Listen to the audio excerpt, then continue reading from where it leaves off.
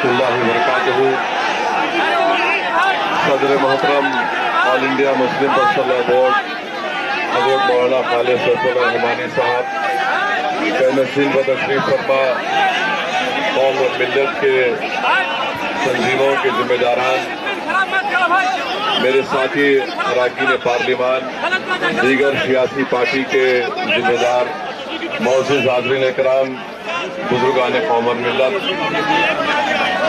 मैं सिर्फ आपके सामने ये अर्ज करना चाह रहा हूँ कि नरेंद्र मोदी की हुकूमत वक्फ बिल को लाकर कानून बनाने की जो कोशिशें कर रही है, उनका मकसद एक ही है कि इस मुल्क में अमन को खराब किया जाए।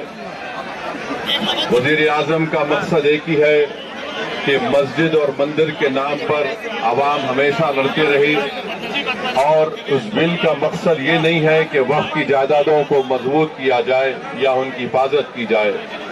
आप खुद अंदाजा लगाइए कि हिंदू धर्म के एक बहुत बड़े जूरिस्ट हैं B.K. मुखर्जी की किताब में लिखा गया कि हिंदू धर्म में बाई कस्टम बाई यूसेज वो मंदिर की जायदाद बन सकती है।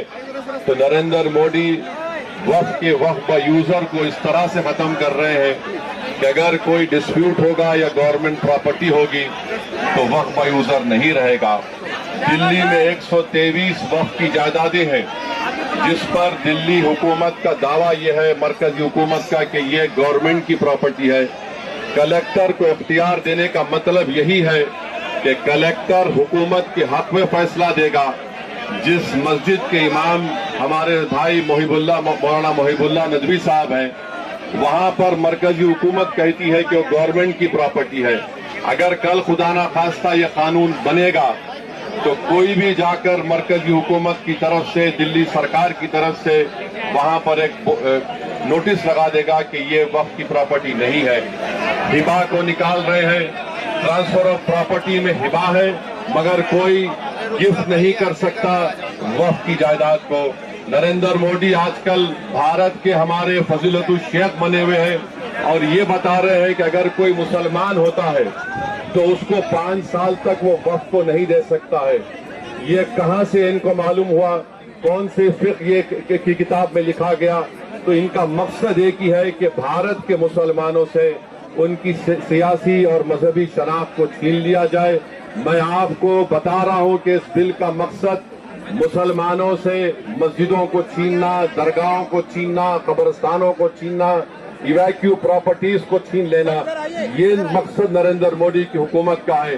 और हम कॉशन कर रहे हैं चंद्रबाबू नायडू को, हमारे पासवान साहब को और नीतीश कुमार को, याद रखिए दुनिया जब तक कायम रहेगी, अगर आप इस वक्त नाजुक वक्त में इस बिल की तायीद करेंगे तो आपको मुसलमान कभी नहीं माफ करेगा, क्योंकि आपकी तायीद की वजह से ये बिल कानून बनेगा। इसलिए हम उनसे भी कह रहे हैं कि आप इस गैर अनकॉन्स्टिट्यूशनल बिल की तायीद मत करिए।